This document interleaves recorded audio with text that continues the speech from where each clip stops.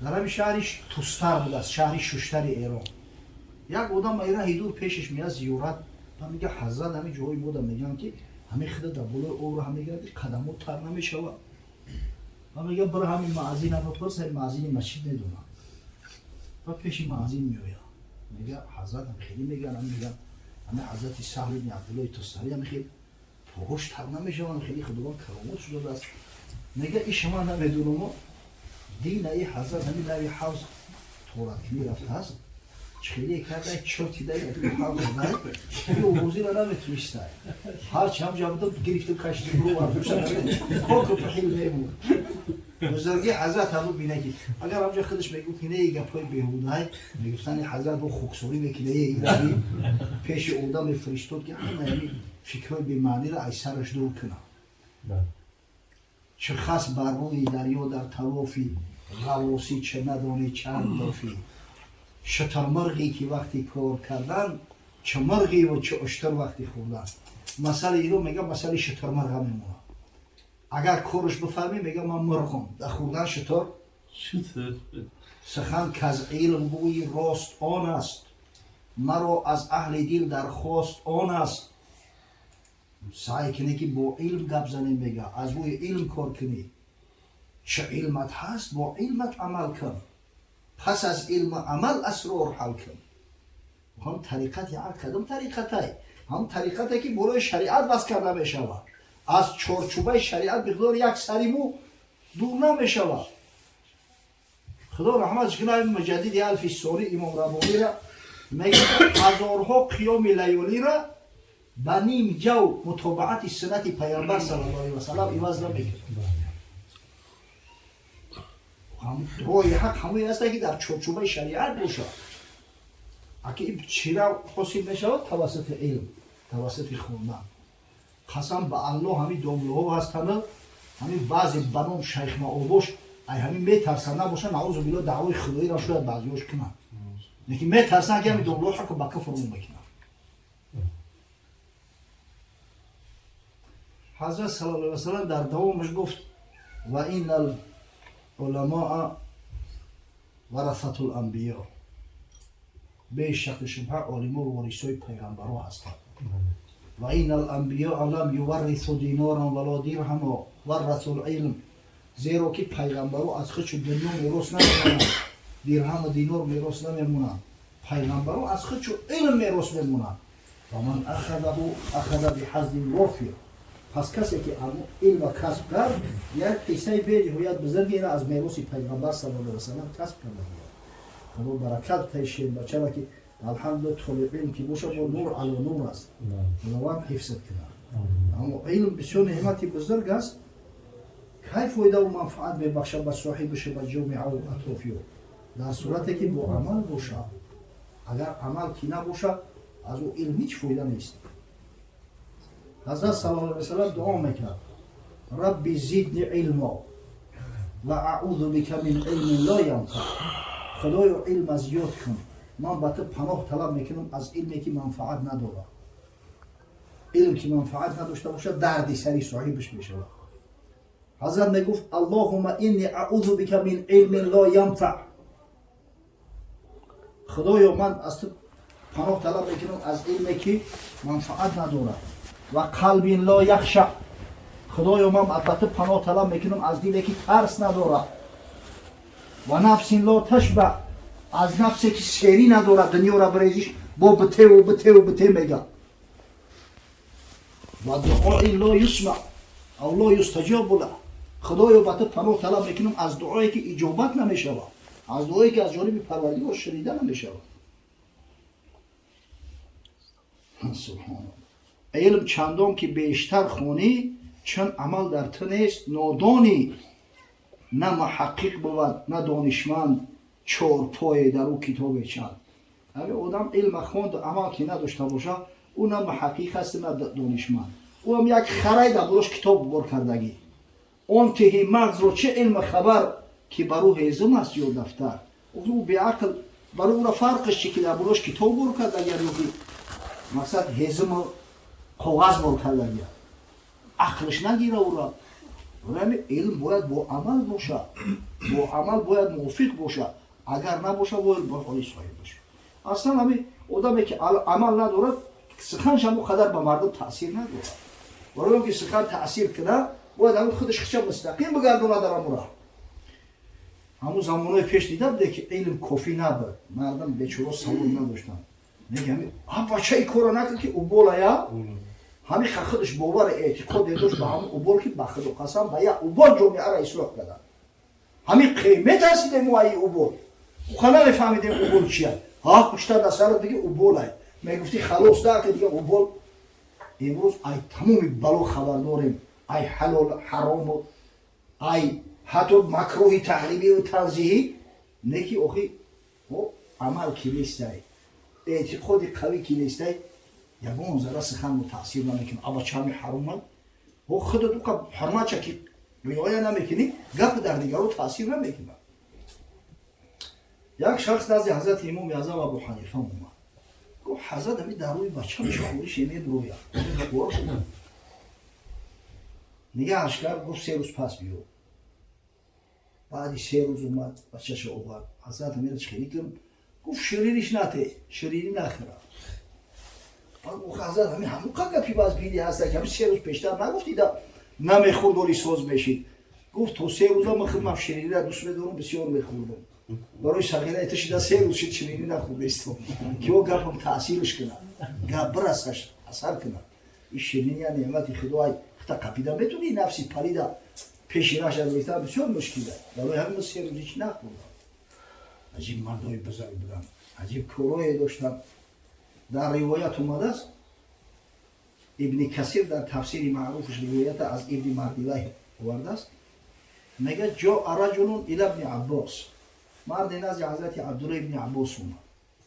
گفت یا ابن عباس این اريد ان امر بالمعروف و انها عن المنکر. های پسر عباس گفت من قصد دارم که دعوت کنم، امری به معروف و نهی از منکر کنم. حضرت میگه سوالش کرد، گفت ابلغت داری؟ ای عهدهش میبرای؟ کامل شده کرده؟ گفت ارجو، ای خدا امیدوارم. و حضرت هم گفت الا تخشى ان تفتضح بثلاث آیات لا تفعل. اگر ترس نداری که در 3 آیاتی کلام پروردگار شرمنده میشه کردن بگی، یگان مشکل نیست. گفت چیه نو آیاتو کدوم آیاتو هم؟ حضرت قوله تبارک و تعالی فی کتابه العظیم اتأمرون الناس بالبر و تنسون انفسکم و انتم تتلون الکتاب افلا تعقلون. اولش کلام پروردگار در قرآن از این شان در سوره بقره که خدای تعالی میگه آیا شما مردم دعوت میکنید به کار خیر در صورتی که خودتون فراموش میکنید؟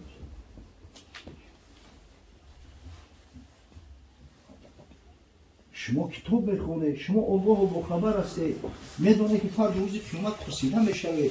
هیچ عقل فراسته داره در جان خودتو جعل میکنه. و حضرت خواجه حافظ میگه که واعظان که جلوه در محراب و منبر میکنن، چون به خلوت میروند آن کاری دیگر میکنن. مشکل دارم زی دانشمند مجلس باز پرس، توبه فرمایان چرا خود توبه کمتر میکنن؟ گویا باور نمیدارند روزی داوری که این همه قلب و دغل در کاری داور میکنند.